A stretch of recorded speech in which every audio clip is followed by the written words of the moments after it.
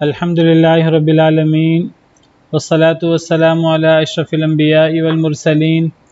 أما بعد فأعوذ بالله من الشيطان الرجيم من همزه ونفخه ونفثه بسم الله الرحمن الرحيم رب اشرح لي صدري ويسر لي أمري واحلل عقدة من لساني يفقه قولي اللهم انفعنا بما علمتنا وعلمنا ما ينفعنا وزدنا علما فبشر عباد الذين يستمعون القول فيتبعون أحسنه أولئك الذين هداهم الله وأولئك هم أولو الألباب أعوذ بالله من الشيطان الرجيم بسم الله الرحمن الرحيم ما قلت لهم إلا ما أمرتني به أن اعبدوا الله ربي وربكم نہیں میں نے کہا تھا ان سے مگر الا ما امرتنی به مگر جو آپ نے حکم دیا تھا مجھے جس کا ان اعبدوا اللہ یہ کہ عبادت کرو اللہ کی ربی و ربکم جو میرا بھی رب ہے اور تمہارا بھی رب ہے وکنت علیہم شہیدا ما دمت فیہم اور میں تھا ان کے اوپر گواہ جب تک میں ان میں تھا فلما توفیتنی کنت انت الرقیب علیہم بس جب آپ نے مجھے پورا لے لیا کنت انت الرقیب علیہم تو آپ تھے آپ ہی الرقیبہ نگرانی کرنے والے پہرے داری کرنے والے علیہم ان کے اوپر وانت علی کل شیء شہید اور آپ ہی ہر شے پر گواہ ہیں سیدنا عیسیٰ علیہ السلام سے اللہ نے سوال کیا جیسے پچھلی آیت میں موجود ہے اللہ قیامت کے دن انہیں کھڑا کریں گے اور اللہ ان سے سوال کریں گے کہ اے عیسیٰ کیا آپ نے لوگوں سے کہا تھا کہ مجھے اور میری ماں کو اللہ کے علاوہ معبود بنا لو تو یہ اس سوال اللہ کا اس بات کی دلیل ہے کہ اللہ کے علاوہ اللہ کی مخلوق کو معبود بنانا اللہ کے علاوہ یہ شرک اکبر ہے اور اللہ رب العالمین کو یہ بات سخت ناپسند ہے اور اللہ تعالیٰ اپنے غصے کے اظہار کے لیے قیامت کے دن سیدنا عیسیٰ علیہ السلام کو کھڑا کر کے پوچھیں گے تو جب اللہ تعالیٰ حضرت عیسیٰ سے یہ سوال کریں گے تو حضرت عیسیٰ جواب میں اللہ رب العالمین کی تعریف کریں گے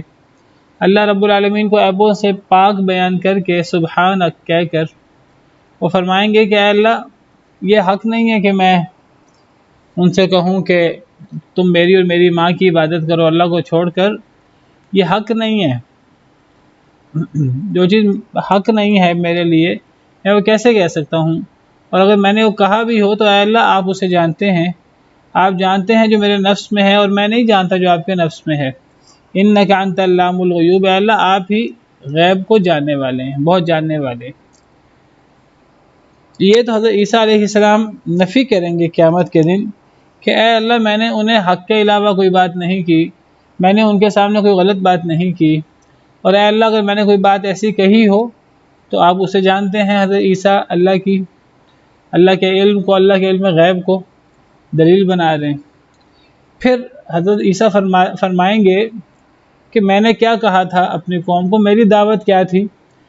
پیچھے انکار ہے کہ میری دعوت حق کی دعوت تھی غیر حق کی دعوت نہیں تھی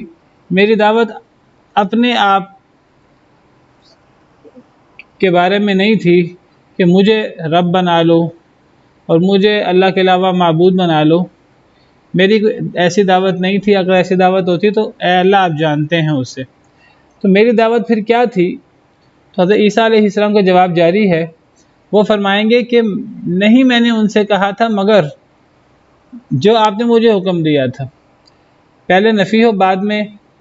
استدراک ہو اللہ کے ساتھ تو پھر حسر ہوتا ہے مطلب کیا ہے کہ میں نے انہیں اس کے علاوہ کوئی بات نہیں کی تھی جو آپ نے مجھے حکم دیا تھا یعنی آپ کے احکامات کے علاوہ میں نے انہیں کوئی بات نہیں کی تھی اور یہی نبی کے لائق ہوتا ہے کہ نبی لوگوں کو دین کے نام پر وحی کے علاوہ کوئی بات نہ کہے یہی بات اللہ تعالیٰ نبی کریم صلی اللہ علیہ وسلم کے حوالے سے فرماتے ہیں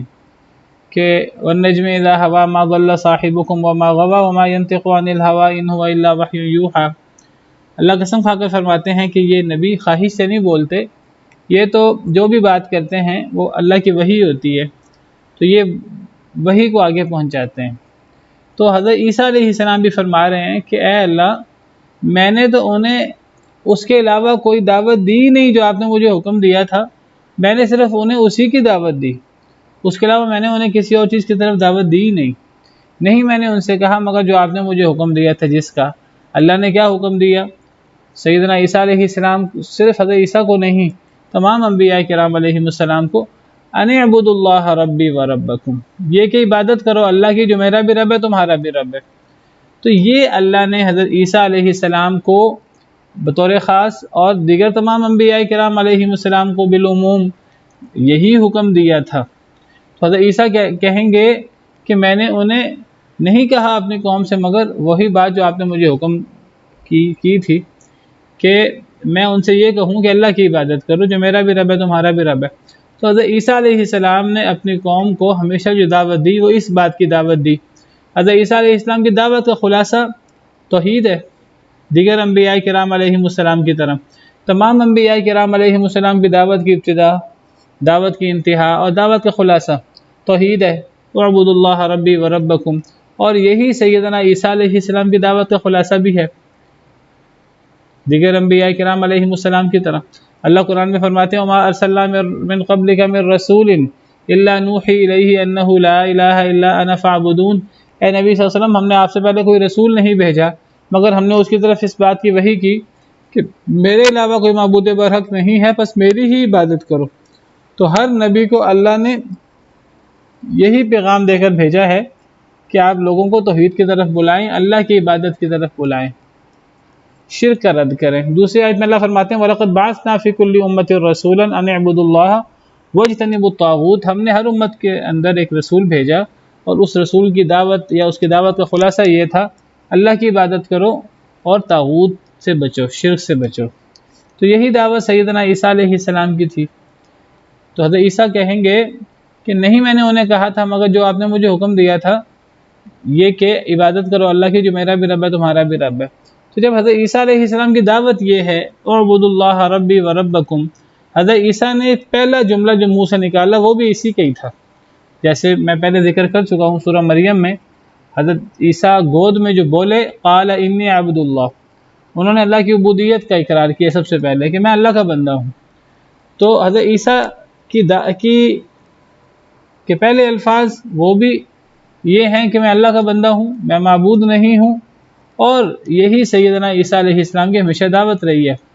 بڑے ہو کر بھی حضرت عیسیٰ علیہ السلام نے جب دعوت دی اپنی قوم کو تو وہ اسی بات کی دعوت دی کہ اے لوگو، ایک اللہ وحدہ لا شریک کی عبادت کرو اور اللہ کے علاوہ کسی اور کو معبود نہ بناؤ۔ اور حضرت عیسیٰ یہ بھی کہتے رہے اے لوگو، اللہ میرا بھی رب ہے تمہارا بھی رب ہے، تو اللہ کی عبادت کرو۔ تو جو حضرت عیسیٰ اللہ کو اپنا رب کہہ رہے ہیں، اللہ میرا بھی رب ہے تمہارا بھی رب ہے، تو وہ عیسیٰ معبود کیسے ہو سکتے ہیں؟ قرآن کریم میں جگہ جگہ حضرت عیسیٰ علیہ السلام کی یہ دعوت موجود ہے۔ تو حضرت عیسیٰ فرمائیں گے کہ میں نے تو انہیں توحید کی دعوت دی تھی، اپنی عبادت کی دعوت نہیں دی تھی۔ اب آپ دیکھیے کہ جب حضرت عیسیٰ علیہ السلام کو اللہ کھڑا کریں گے اور حضرت عیسیٰ علیہ السلام جب یہ جواب دیں گے کہ اے اللہ میں نے لوگوں سے نہیں کہا تھا، تو اس وقت اب حضرت عیسیٰ علیہ السلام کی پیروی کرنے والوں کی اور حضرت عیسیٰ علیہ السلام اور حضرت مریم علیہ السلام، حضرت روح القدس علیہ السلام کو پکارنے والوں کی اس وقت کیا کیفیت ہوگی کہ جس پر ان کا سہارا تھا کہ حضرت عیسیٰ ہماری مدد کریں گے، تو حضرت عیسیٰ ہی قیامت کے دن ان عیسائیوں کے پاؤں سے زمین نکال دیں گے کہ اے اللہ تعالیٰ، میں نے تو کبھی بھی اپنی قوم کو یہ دعوت نہیں دی کہ مجھے رب مانا جائے، مجھے اللہ کے علاوہ معبود مانا جائے، میں نے تو ہمیشہ توحید کی دعوت دی ہے اپنی قوم کو، اور میں نے اپنے قوم سے یہی کہا ہے کہ اللہ کی عبادت کرو جو میرا بھی رب ہے تمہارا بھی رب ہے۔ تو جب حضرت عیسیٰ علیہ السلام یہ بات کہیں گے تو اس وقت عیسائیوں کی کیا کیفیت ہوگی؟ قیامت کے دن مشرکین جن کو اللہ کا شریک بناتے ہیں، قیامت کے دن یہ سارے تعلق ختم ہو جائیں گے۔ جب قیامت کے دن اللہ ان سے سوال کریں گے جن کو معبود بنایا گیا اور وہ برات کا اظہار کر دیں گے، تو اس وقت قیامت کے دن سارے تعلق ختم ہو جائیں گے، سارے سہارے ٹوٹ جائیں گے۔ حضرت عیسیٰ فرمائیں گے وَكُنْتُ عَلَيْهِمْ شَهِيدًا مَا دُمْتُ فِيهِمْ، اور میں تھا ان کے اوپر گواہ جب تک میں ان میں رہا۔ اب حضرت عیسیٰ یہ بھی کہیں گے کہ اے اللہ تعالیٰ، میں نے کبھی اپنی قوم کو شرک کی دعوت نہیں دی، اپنی عبادت کی دعوت نہیں دی، اپنی ماں کی عبادت کی دعوت نہیں دی، اپنے آپ کو اور اپنی ماں کو اللہ کے علاوہ معبود بنانے کی دعوت نہیں دی، میں نے تو ہمیشہ اپنی قوم کو توحید کی دعوت دی ہے۔ اور حضرت عیسیٰ علیہ السلام اللہ سے کہیں گے اے اللہ، میری قوم نے تو شرک کیا بھی نہیں، جب تک میں اپنی قوم میں موجود رہا تو میں اپنی قوم پر گواہ تھا، تو میرے سامنے قوم نے یہ بات کہی بھی نہیں۔ حضرت عیسیٰ علیہ السلام کے حواری یہودی حضرت عیسیٰ علیہ السلام کی مخالفت کرتے تھے، جو حضرت عیسیٰ علیہ السلام کے ماننے والے تھے تو وہ حضرت عیسیٰ علیہ السلام پر جان نثار تھے اور حضرت عیسیٰ علیہ السلام کے لیے قربانیاں دینے کو تیار تھے، حضرت عیسیٰ علیہ السلام کے احکامات کو مانا کرتے تھے بطور نبی حضرت عیسیٰ جو انہیں حکم دیتے۔ تو حضرت عیسیٰ کہیں گے اے اللہ تعالیٰ، میرے بعد عیسائیوں نے مجھے رب بنا لیا آپ کے علاوہ، مجھے تو اس بات کا پتہ نہیں اور میں نے انہیں اس بات کا حکم بھی نہیں دیا، جب تک میں ان میں رہا میں ان میں گواہ رہا، جب تک میں ان میں رہا تو میں ان میں گواہ تھا، اس وقت تک تو یہ کام نہیں ہوا میری موجودگی میں۔ فلما توفیتنی، پس جب آپ نے پورا لے لیا مجھے، یہاں توفیتنی کا معنی کریں گے پورا لے لیا، یہاں توفیتنی کا مطلب فوت کرنا نہیں کریں گے، کیونکہ توفا کا مطلب لینا ہوتا ہے، تو یہ روح قبض کر لینا یعنی فوت کرنا اس معنی میں بھی آتا ہے،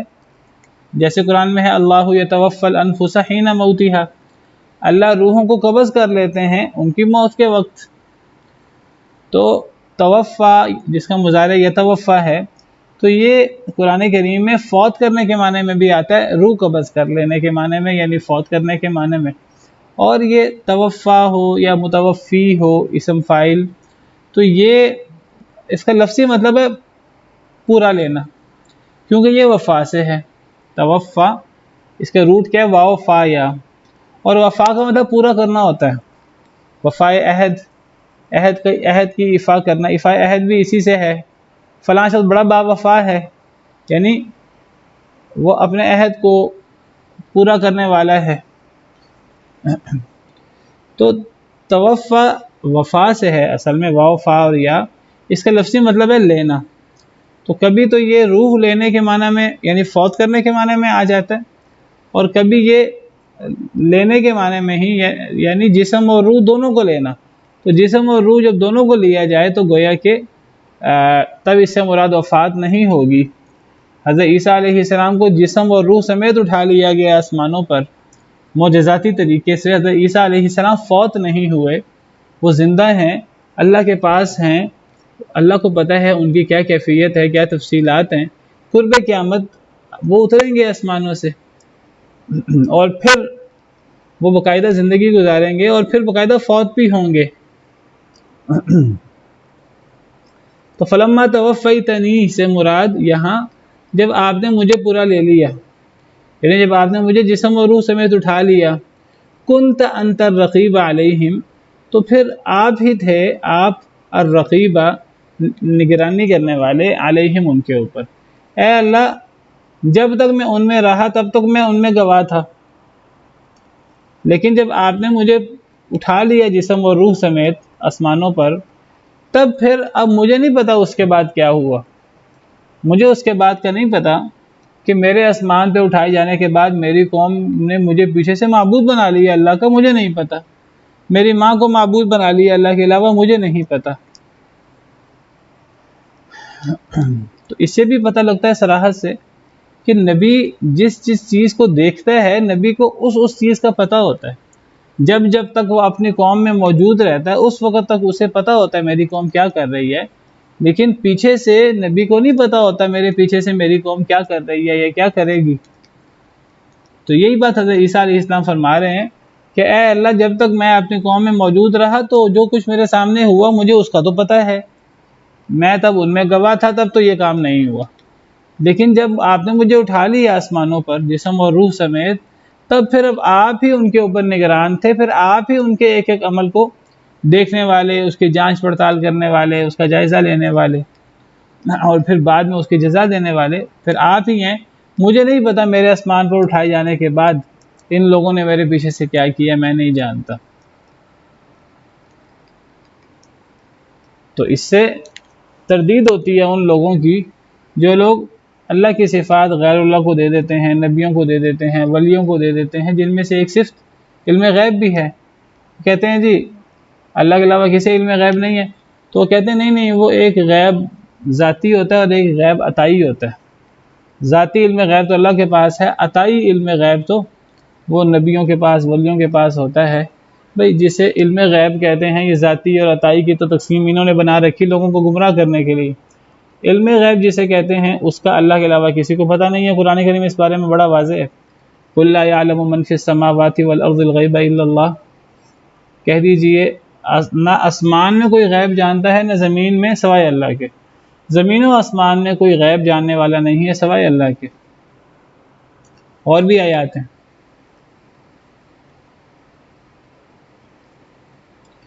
تو فرمایا کہ جب اے اللہ، جب آپ نے مجھے پورا پورا لے لیا، جسم اور روح سمیت اٹھا لیا، تب پھر میرے پیچھے سے تو آپ ہی نگران تھے، میرے پیچھے کیا ہوا اس کا آپ کو پتہ، مجھے نہیں پتہ۔ وَأَنْتَ عَلَىٰ كُلِّ شَيْءٍ شَهِيدٌ، اور اے اللہ آپ ہر شے پر گواہ ہیں۔ إِن تُعَذِّبْهُمْ فَإِنَّهُمْ عِبَادُكَ، اگر آپ انہیں عذاب دیں، اب میری موجودگی میں تو یہ کام نہیں ہوا، میرے پیچھے سے اگر یہ کام ہوا ہے تو یہ کام تو ایسا ہے جس پر اللہ شدید ناراض ہوں گے کہ حضرت عیسیٰ کو اور حضرت عیسیٰ کی والدہ کو اللہ کے علاوہ معبود بنا لیے، یہ شرک۔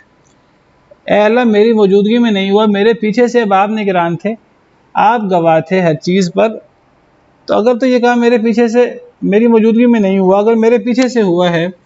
تو اے اللہ اگر آپ انہیں عذاب دیں ان کے اس عمل کی وجہ سے، فَإِنَّهُمْ عِبَادُكَ، تو وہ آپ کے بندے ہیں، آپ انہیں عذاب دے سکتے ہیں، آپ کے بندے ہیں، آپ اپنے بندوں کے ساتھ انعام کریں یا آپ اپنے بندوں کو سزا دیں، آپ اپنے بندوں کو عذاب دیں، کڑا سے کڑا آپ دے سکتے ہیں، آپ کو کوئی روک ٹوک کرنے والا نہیں ہے۔ فعال لما یرید، اے اللہ آپ تو جو چاہتے ہیں آپ وہ کرتے ہیں، آپ کو کون روک سکتا ہے؟ اگر آپ عذاب دینا چاہیں اپنے بندوں کو تو یہ تو سارے آپ کے بندے ہیں، ان میں سے تو کوئی آگے سے چوں بھی نہیں کر سکتا، کوئی آگے سے انکار نہیں کر سکتا، کوئی آگے سے بچ نہیں سکتا، کوئی آگے سے اپنے آپ کو یا کسی دوسرے کو بچا نہیں سکتا، کیونکہ یہ سب آپ کے مخلوق ہیں۔ اگر آپ انہیں عذاب دینا چاہیں تو یہ آپ کے بندے ہیں، آپ ان کے رب ہیں اور آپ کو ان کے اوپر پورا اختیار ہے۔ وَإِن تَغْفِرْ لَهُمْ، اور اگر آپ انہیں معاف کر دیں، فَإِنَّكَ أَنْتَ الْعَزِيزُ الْحَكِيمُ، تو بس بے شک آپ بہت غالب اور بہت حکمت والے ہیں۔ آپ انہیں عذاب دیں تو یہ آپ کے بندے ہیں، یہ آگے سے عذاب سے بچ نہیں سکیں گے، آپ کو پورا حق حاصل ہے، آپ عذاب دے سکتے ہیں، لیکن اگر آپ معاف کر دیں تو آپ معافی پر بھی پوری طرح قدرت رکھتے ہیں اور آپ بڑی حکمت والے ہیں، تو آپ معاف کریں تو پھر بھی آپ کو کسی نے نہیں پوچھنا کہ معاف کیوں کیا ہے، کوئی آپ سے پوچھنے والا نہیں ہے۔ تو انداز کیا ہے سیدنا عیسیٰ علیہ السلام کا؟ سیدنا عیسیٰ علیہ السلام کا انداز اپنی قوم کی طرفداری کا ہے، چاہے وہ قوم گناہ گار ہے، چاہے وہ قوم نافرمان ہے۔ حضرت عیسیٰ کہتے ہیں میری موجودگی میں تو اللہ تعالیٰ انہوں نے یہ کام نہیں کیا، میرے پیچھے سے اگر کیا ہے تو آپ اس کو جانتے ہیں۔ اور پھر حضرت عیسیٰ فرماتے ہیں اے اللہ ان کی غلطی تو ہے، اگر انہوں نے غلطی کی ہے یہ بہت بڑی غلطی ہے، لیکن اے اللہ اگر آپ انہیں عذاب دیں تو یہ آپ کے بندے ہیں، آپ انہیں عذاب دینے پر پوری طرح قادر ہیں، یہ آگے سے چوں بھی نہیں کر سکتے، بچ نہیں سکتے، لیکن اگر آپ انہیں معاف کر دیں تو آپ سے کون پوچھنے والا ہے، پھر بھی آپ سے کوئی پوچھنے والا نہیں ہے، آپ معاف کرنے پر بھی پوری طرح قادر ہیں، آپ غالب ہیں اور آپ کے فیصلے حکمت پر مبنی ہیں، آپ معاف کرنا چاہیں آپ معاف کر دیں۔ تو یہ سیدنا عیسیٰ علیہ السلام نے اپنے قوم کی طرفداری کی، اپنے قوم کی طرفداری کریں گے۔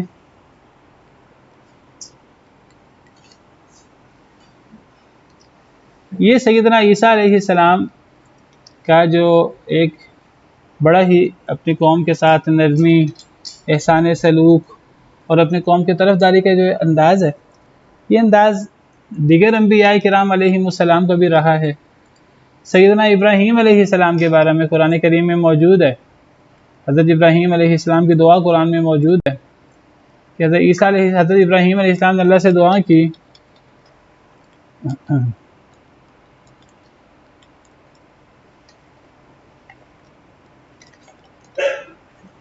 سورہ ابراہیم آیت نمبر 35-36۔ حضرت ابراہیم کے بارے میں موجود ہے، اللہ فرماتے ہیں جب ابراہیم علیہ السلام نے کہا وَإِذْ قَالَ إِبْرَاهِيمُ رَبِّ اجْعَلْ هَٰذَا الْبَلَدَ آمِنًا، جب ابراہیم علیہ السلام نے کہا کہ اے اللہ اس شہر کو امن والا شہر بنا دے، دعا ہے حضرت ابراہیم علیہ السلام کی، اے اللہ اس شہر کو، اس مکہ مکرمہ کو امن کا شہر بنا دے۔ وَجُنُّبْنِي وَبَنِيَّ أَن نَّعْبُدَ الْأَصْنَامَ، اے اللہ مجھے بھی بچا لے اور میری اولاد کو بھی کہ ہم بتوں کی عبادت کریں۔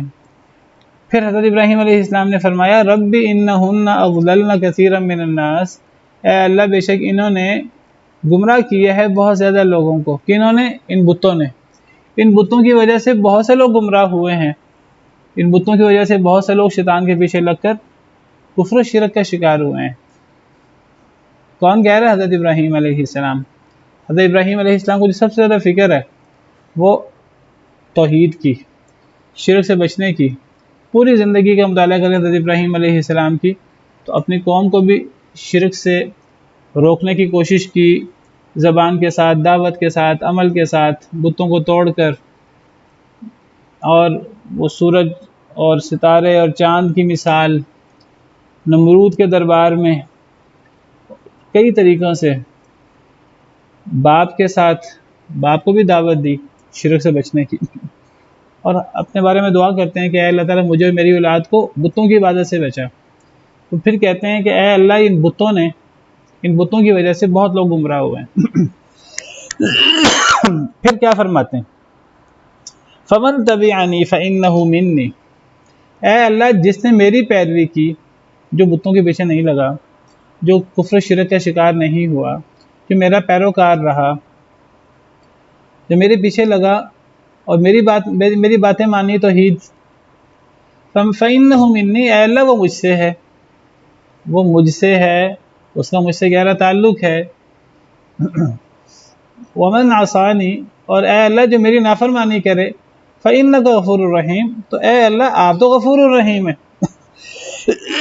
تو کتنا ہمدردی کا انداز ہے اپنے قوم کے لیے، حالانکہ حضرت ابراہیم علیہ السلام شرک کا ذکر کر رہے ہیں۔ حالانکہ آپ کو پتہ ہے کہ شرک کے بارے میں اللہ کے احکامات بڑے سخت ہیں، اور ان احکامات کا انبیاء کرام علیہ السلام سے زیادہ کس کو پتہ ہوگا؟ اور حضرت ابراہیم علیہ السلام کی تو پوری دعوت ہی تو ملت ابراہیمی کی ہے، اور وہ توحید کی دعوت ہے اور شرک سے بچنے کی۔ لیکن اس کے باوجود وہ کہتے ہیں اے اللہ تعالیٰ اگر آپ معاف کر دیں تو آپ کو کون اعتراض کرے گا؟ کوئی اعتراض نہیں کر سکتا۔ جو میری پیروی کرے وہ مجھ سے ہے، جو میری نافرمانی کرے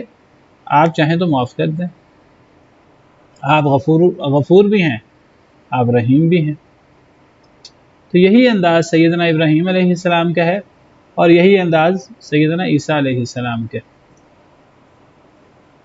دوسرے انداز میں ملتے ہیں دیگر انبیاء کرام علیہ السلام کے، جنہوں نے جب ان کے سامنے اپنی قوم کی کیفیت واضح ہوئی، جب ان کو پتہ لگ گیا، اللہ کی طرف سے انبیاء کرام علیہ السلام پر وحی آتی ہے، جب انبیاء کرام علیہ السلام کو پتہ لگا کہ اب میری قوم کی اصلاح نہیں ہونی، تو انبیاء نے اپنی قوم کے خلاف بد دعائیں بھی کی ہیں۔ سیدنا نوح علیہ السلام کی بد دعا موجود ہے قرآن کریم میں، وقال نوح رب لا تذر على الارض من الكافرین دیارا، حضرت نوح علیہ السلام نے کہا اے میرے رب زمین پر کافروں کا ایک گھر بھی باقی نہ چھوڑ، انک ان تذرهم یضلوا عبادک، اگر آپ نے انہیں چھوڑا، ایک گھر بھی چھوڑ دیا تو وہ پھر آپ کے بندوں کو گمراہ کریں گے،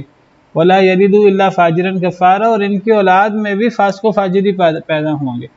سیدنا نوح علیہ السلام 950 سال اپنی قوم میں رہے، جو اولادیں پیدا ہوتی وہ بھی باپوں کے رنگ میں رنگی جاتی۔ تو حضرت نوح علیہ السلام کو اللہ کی طرف سے وحی بھی ہو گئی کہ اے نوح اب کوئی ایمان نہیں لائے گا، جو ایمان لا چکے ہیں بس اب کوئی ایمان نہیں لائے گا۔ تو حضرت نوح علیہ السلام نے بد دعا بھی کی ہے اپنے قوم کی۔ حضرت موسیٰ علیہ السلام نے بھی بد دعا کی ہے، وقال موسیٰ ربنا انک آتیت فرعون وملأہ زینۃ واموالا فی الحیاۃ الدنیا ربنا لیضلوا عن سبیلک، حضرت موسیٰ علیہ السلام نے بد دعا کی اپنی قوم کے لیے، کہنے لگے وقال موسیٰ ربنا انک آتیت فرعون وملأہ زینہ، اے اللہ آپ نے فرعون اور اس کے سرداروں کو زیب و زینت دی ہے دنیا کی، واموالا اور مال و دولت دیا ہے، فی الحیات الدنیا دنیا کی زندگی میں، ربنا لیضلوا عن سبیلک، اے اللہ اس لیے کہ وہ آپ کے رستے سے لوگوں کو گمراہ کر دیں۔ اے اللہ آپ نے تو انہیں دنیا کی زیب و زینت دی، آپ نے تو انہیں دنیا کے مال دیے، بڑا ان پر انعام کیا، ان کو اس اللہ آپ نے زیب و زینت دی تھی، مال دیا تھا، ان کو کیا کرنا چاہیے تھا؟ ان کو آپ کی نعمتوں کا شکریہ ادا کرنا چاہیے تھا، لیکن انہوں نے کیا کیا؟ انہوں نے لوگوں کو گمراہ کرنا شروع کر دیا۔ حضرت موسیٰ علیہ السلام نے بد دعا کی، ربنا طمس علی اموالہم، اے اللہ ان کے مالوں کو تباہ کر دے، واشدد علی قلوبہم، ان کے دل بھی سخت کر دے، فلا یؤمنوا کہ یہ ایمان نہ لائیں، حتی یروا العذاب العلیم، کہ یہ دردناک عذاب دیکھ لیں۔ اے اللہ اب عذاب آنے تک انہیں توفیق بھی نہ دینا، ہدایت بھی نہ دینا۔ تو بہرحال یہ بد دعائیں بھی موجود ہیں انبیاء کرام علیہم السلام کی، اور انبیاء کرام علیہم السلام کا اپنے قوم کے بارے میں یہ رویہ بھی موجود ہے۔ سیدنا ابراہیم علیہ السلام کی زبانی اور سیدنا عیسیٰ علیہ السلام کی زبانی، اور نبی کریم صلی اللہ علیہ وسلم کا رویہ یہ سیدنا ابراہیم اور سیدنا عیسیٰ علیہ السلام جیسا ہے۔ اذان کے بعد میں آپ کے سامنے حدیث رکھتا ہوں۔ اپنی قوم کے بارے میں آپ بڑے ہمدرد تھے ان کے نافرمانی کے باوجود۔ تو یہ میں آپ سے ذکر کر رہا تھا سیدنا ابراہیم علیہ السلام کا اور حضرت عیسیٰ علیہ السلام کا رویہ اپنی قوم کے بارے میں اللہ سے دعا کرنے کا ہے۔ تو یہی انداز نبی کریم صلی اللہ علیہ وسلم نے اپنایا۔ حدیث مبارکہ میں ہے کہ نبی صلی اللہ علیہ وسلم نے فرمایا، حضرت ابن عباس کی حدیث ہے صحیح بخاری میں، تحشرون حفاتا عراتا غرلا، قیامت کے دن تم اکٹھے کیے جاؤ گے ننگے پاؤں، ننگے بدن، بغیر ختنہ وغیرہ کے۔ تو نبی صلی اللہ علیہ وسلم نے پھر یہ آیت تلاوت کی، کما بدأنا اول خلق نعیدہ، سورہ انبیاء کی آیت ہے کہ جیسے ہم نے پہلی دفعہ پیدا کیا دوبارہ ہم اسی طرح پیدا کریں گے۔ جب انسان پہلی دفعہ پیدا ہوتا ہے نہ پاؤں میں جوتی ہوتی ہے، نہ بدن پہ کپڑا ہوتا ہے، اور انسان ختنہ کے بغیر پیدا ہوتا ہے۔ تو فرمایا جیسا پہلے پیدا کیا اسی طرح ہم قیامت کے دن دوبارہ پیدا کریں گے۔ وعدن علینا، یہ ہم پر وعدہ ہے، انا کننا فاعلین، بے شک ہم کرنے والے ہیں۔ تو نبی صلی اللہ علیہ وسلم نے فرمایا کہ قیامت کے دن یہ کیفیت ہوگی میدان محشر میں۔ پھر فرمایا فاول من یکسا، سب سے پہلے جسے کپڑے پہنائے جائیں گے وہ ابراہیم ہے۔ ثم یؤخذ برجال من اصحابی ذات الیمین و ذات الشمال، پھر میرے کچھ صحابہ کو لایا جائے گا، میرے کچھ ساتھیوں کو، نبی صلی اللہ علیہ وسلم کی امت کے لوگوں کو۔ فرمایا ان میں سے کچھ ذات الیمین بھی ہوں گے، کچھ ذات الشمال بھی ہوں گے، کوئی دائیں ہاتھ والے ہوں گے، کوئی بائیں ہاتھ والے ہوں گے۔ تو میں کہوں گا اصحابی میرے ساتھی، میرے امتی میرے ساتھی، یہ تو سب جنتی ہونے چاہیے، تو ان میں بائیں ہاتھ والے کیوں ہیں؟ آپ فرمائیں گے تو میرے امتی ہیں۔ تو آپ سے کہا جائے گا انہم لم یزالوا مرتدین علی اعقابہم منذ فارقتہم، کہ یہ تو جب آپ نے انہیں چھوڑا، جب آپ فوت ہو گئے تو یہ مرتد ہو گئے تھے۔ ان سے وہ لوگ مراد ہیں جو سیدنا ابوبکر صدیق کی خلافت میں مرتد ہو گئے تھے۔ فاقول، تو نبی صلی اللہ علیہ وسلم کہتے ہیں میں کہوں گا، یہ قیامت کے دن کی بات ہے، تو نبی صلی اللہ علیہ وسلم فرماتے ہیں میں کہوں گا کما قال العبد الصالح عیسیٰ بن مریم، جیسے نیک بندے عیسیٰ بن مریم نے کہا تھا، میں بھی اسی طرح کہوں گا، وَكُنْتُ عَلَيْهِمْ شَهِيدًا مَا دُمْتُ فِيهِمْ، کہ اے اللہ جب تک میں ان میں موجود تھا تب تک تو مجھے پتہ ہے، تب تک تو انہوں نے یہ ارتداد وغیرہ کا مظاہرہ نہیں کیا۔ فلما توفیتنی، جب آپ نے مجھے فوت کر دیا، كنت انت الرقیب علیہم، تب پھر اب آپ ان کے اوپر نگران، وانت علی کل شیء شہید، اور آپ ہر چیز پر گواہ تھے۔ آپ صرف یہ آیت نہیں پڑھیں گے، آپ اگلی آیت بھی پڑھیں گے، ان تعذبہم فانہم عبادک، الی قولہ العزیز الحکیم، اگلی آیت ہے ان تعذبہم فانہم عبادک۔ پھر آپ یہ بھی دعا کریں گے قیامت کے دن کہ اے اللہ اگر تو آپ انہیں عذاب دیں تو یہ آپ کے بندے ہیں، آپ انہیں عذاب دینے پر پوری طرح قادر ہیں، تو یہ آپ کا ہاتھ نہیں پکڑ سکتا۔ وَإِن تَغْفِرْ لَهُمْ فَإِنَّكَ أَنْتَ الْعَزِيزُ الْحَكِيمُ، اے اللہ اگر آپ انہیں معاف کر دیں تو آپ غالب ہیں، آپ رحم کرنے والے ہیں، تب بھی آپ سے کوئی نہیں پوچھ سکتا۔ تو گویا کہ نبی کریم صلی اللہ علیہ وسلم ان کے بارے میں یعنی نرم جذبات کا مظاہرہ کریں گے، دعا کریں گے۔ یہ حدیث مبارکہ سنیے کہ نبی کریم صلی اللہ علیہ وسلم اپنی قوم کے بارے میں اور اپنی امت کے بارے میں کتنے فکر مند ہوتے تھے، اور آپ کتنے رحیم اور کتنے شفیق تھے اپنی امت کے بارے میں۔ سیدنا عبداللہ بن عمر بن عاص رضی اللہ عنہ کی حدیث ہے صحیح مسلم کی کہ نبی کریم صلی اللہ علیہ وسلم نے قرآن کریم کی یہ آیت پڑھی، رب انہن اضللن کثیرا من الناس فمن تبعنی فانہ منی۔ میں نے بھی آپ کو آیت دکھائی ہے، سورہ ابراہیم کی آیت نمبر 36 ہے کہ اے اللہ ان بتوں نے بہت سے لوگوں کو گمراہ کر دیا ہے، فمن تبعنی فانہ منی، اے اللہ جو میرے پیچھے چلا وہ تو مجھ سے ہے، وہ مجھ سے ہے، یعنی اے اللہ اسے آپ معاف کر دیں، اسے آپ جنتوں کا وارث بنا دیں۔ ومن عصانی، اور اے اللہ جس نے میری نافرمانی کی، یہ نہیں کہا اے اللہ جس نے میری نافرمانی کی اسے جہنم میں ڈال دیں، فرمایا ومن عصانی فانک غفور رحیم، کہ اے اللہ جس نے میری نافرمانی کی تو آپ معاف کرنے والے، درگزر کرنے والے۔ جب نبی صلی اللہ علیہ وسلم نے یہ قرآن کی آیت پڑھی سورہ ابراہیم کی، پھر فرمایا وقال عیسیٰ علیہ السلام، کہ عیسیٰ علیہ السلام نے کہا تھا ان تعذبہم فانہم عبادک، اے اللہ اگر آپ انہیں عذاب دیں تو یہ آپ کے بندے ہیں، وان تغفر لہم، اور اگر آپ انہیں معاف کریں پس بے شک وہ آپ بہت غالب، بہت حکمت والے ہیں۔ آپ نے حضرت ابراہیم کی دعا پڑھی، حضرت عیسیٰ علیہ السلام کی دعا کا ذکر کیا، پھر آپ نے دونوں ہاتھ اٹھا دیے، یہ صحیح حدیث ہے صحیح مسلم کی، اور آپ نے دونوں ہاتھ دعا کر پھر اٹھا کر اللہ سے دعا کی، حضرت ابراہیم کا طرز عمل بیان کیا، حضرت عیسیٰ کا طرز عمل بیان کیا، پھر آپ نے دونوں ہاتھ اٹھا دیے اور کہا اللہم امتی امتی، اے اللہ میری امت میری امت، اور آپ رونا شروع ہو گئے۔ تو اللہ تعالیٰ نے کہا اے جبریل اذهب الی محمد، جاؤ محمد کے پاس، وربک اعلم، آپ کا رب بہتر جانتا ہے، لیکن جا کر پوچھو محمد سے کہ کیوں رو رہے ہیں۔ تو اللہ تعالیٰ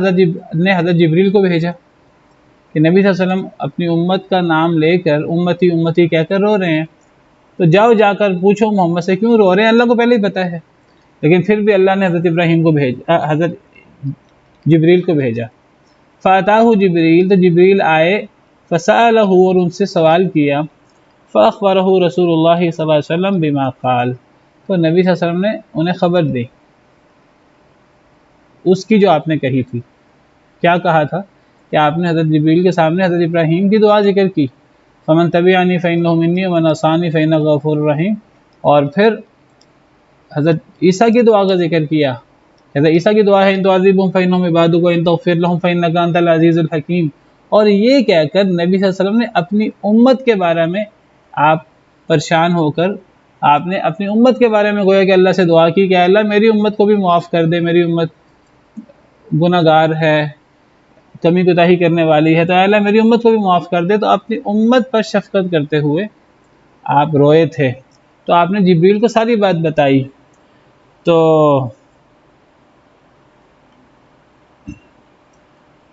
حضرت جبریل نے جا کر اللہ کو بتایا، اللہ کو پہلے ہی پتہ تھا۔ اللہ نے کہا یا جبریل، اے جبریل اذهب الی محمد، جاؤ دوبارہ محمد کے پاس جاؤ اور انہیں کہو انا سنرضیک فی امتک، کہ اے محمد صلی اللہ علیہ وسلم ہم آپ کو عنقریب راضی کر دیں گے آپ کی امت کے بارے میں، ولا نسوءک، آپ سے ہم برا معاملہ نہیں کریں گے۔ یعنی گویا کہ یہ بہت بڑی خوشخبری ہے اس امت کے لیے۔ نبی کریم صلی اللہ علیہ وسلم اس امت کے ساتھ کتنے رحیم و کریم اور کتنے شفیق ہیں، اس امت کی کم بختیوں کے باوجود، نافرمانیوں کے باوجود، اور نبی صلی اللہ علیہ وسلم کی اس فکر کی وجہ سے اللہ تعالیٰ بھی ڈھارس بند آئیں گے اور اللہ تعالیٰ کہیں گے کہ اے محمد، جاؤ جبریل جا کے محمد کو کہہ دو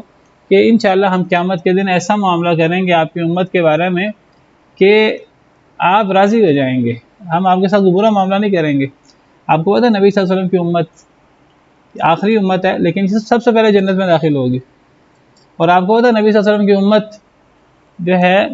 یہ آپ نے فرمایا کہ کیا تم اس بات پر راضی ہو کہ تم قیامت کے دن اہل جنت تم بہت تھوڑے ہو، پچھلے لوگ بہت زیادہ ہیں، تعداد تمہاری بہت تھوڑی ہے، لیکن آپ نے فرمایا کہ جنت میں تم اہل جنت کا آدھا حصہ ہوگے۔ تو صحابہ کرام نے اللہ اکبر کہا۔ آپ نے فرمایا کہ تم اس پر راضی نہیں کہ تم اہل جنت کے 2/3 حصہ تمہارا ہو۔ یہ بھی صحیح حدیث ہے۔ اگر اہل جنت کی 120 صفحے ہیں، کتنی لمبی صفحے ہوں گی اللہ کو پتہ ہے، تو فرمایا کہ 80 صفحے تمہاری ہوں گی، امت محمدیہ کی، اللہ صاحبہ الصلاۃ والسلام۔ تو یہ بہت بڑا ایک اعزاز ہے، ایک بہت بڑا مقام ہے اس امت کا، جو نبی کریم صلی اللہ علیہ وسلم کی اور آپ کی دعاؤں کی وجہ سے، اللہ کی شفقت کی وجہ سے، اللہ کی رحمت کی وجہ سے، ورنہ ہم بھی بڑے گناہ گار ہیں، یہ امت بھی۔ پھر آپ نے یہ بھی فرمایا کہ اللہ نے ہر نبی کو اللہ نے بعض دعائیں دی تھی، اور اللہ نے ان نبیوں سے وعدہ کیا تھا کہ اللہ تعالیٰ ان نبیوں کی دعائیں قبول کریں گے۔ تو اللہ نے یہ وعدہ نبی صلی اللہ علیہ وسلم سے بھی کیا کہ آپ جو چاہیں دعا کریں۔ تو نبی صلی اللہ علیہ وسلم نے فرمایا کہ میں نے وہ دعا کرنے کی بجائے میں نے وہ قیامت کے دن کے لیے رکھ لیے، میں قیامت کے دن اپنی امت کی سفارش کروں گا۔ تو بہرحال نبی کریم صلی اللہ علیہ وسلم سیدنا ابراہیم علیہ السلام کی طرح، سیدنا عیسیٰ علیہ السلام کی طرح اپنی قوم کے بہت خیر خواہ اور اپنی قوم کے لیے بہت رحیم و کریم، اور اللہ نے فرمایا وما ارسلناک الا رحمۃ للعالمین۔ حدیث مبارکہ میں آتا ہے کہ یہ بھی صحیح حدیث ہے کہ نبی کریم صلی اللہ علیہ وسلم ایک رات آپ کھڑے ہوئے قیام کے لیے، اور آپ نے شروع کی، آپ کا قیام بہت لمبا ہوتا تھا، آدھی رات، کبھی ایک تہائی رات، کبھی آدھی رات، کبھی دو تہائی رات، آپ کے پاؤں مبارک سوج جاتے تھے۔ تو آپ نے ایک رات قیام کیا تو یہ آیت شروع کی ان تعذبہم فإنہم عبادک وإن تغفر لهم فإنک انت العزیز الحکیم۔ اے اللہ اگر آپ انہیں عذاب دیں تو یہ آپ کے بندے ہیں، اے اللہ اگر آپ انہیں معاف کر دیں تو آپ ہر چیز پہ غالب ہیں، آپ حکمت والے ہیں۔ تو یہ آیت شروع کی اور پوری رات یہی آیت کی تکرار کرتے کرتے گزر گئی۔ تو گویا کہ آپ نے اپنی امت کے لیے پوری رات آپ نے دعا کی۔ حدیث مبارکہ ہے، حضرت ابو ذر کی حدیث ہے، فرماتے ہیں کہ نبی کریم صلی اللہ علیہ وسلم نے رات قیام شروع کیا اس آیت کے ساتھ، صبح ہو گئی اور آپ یہی آیت دہراتے رہے، ایک ہی آیت آپ ہر رکعت میں، پتہ نہیں کتنی دفعہ آپ نے یہ آیت دہرائی۔ یہ نہیں کہ ایک دفعہ آیت پڑھی اور رکوع کر لیا، پھر اگلی رکعت میں یہ آیت پڑھی رکوع کر لیا، نہیں، آپ اس آیت کو دہراتے رہے، پتہ نہیں کتنے سینکڑوں مرتبہ، ہزاروں مرتبہ ایک ہی رات اس آیت کو دہرایا، پوری رات آپ نے اس آیت کے تکرار میں گزار دی۔ بہرحال وما ارسلناک الا رحمۃ للعالمین، اور ہمیں حکم ہے ہم نبی صلی اللہ علیہ وسلم کے لیے درود پڑھیں، اور ہم کیوں نہ پڑھیں؟ اللہم صلی وسلم وبارک علیہ۔ چلیں جی، آج کے لیے اتنی کافی ہے۔ سبحان ربک رب العزت عما یصفون وسلام علی المرسلین والحمد للہ رب العالمین۔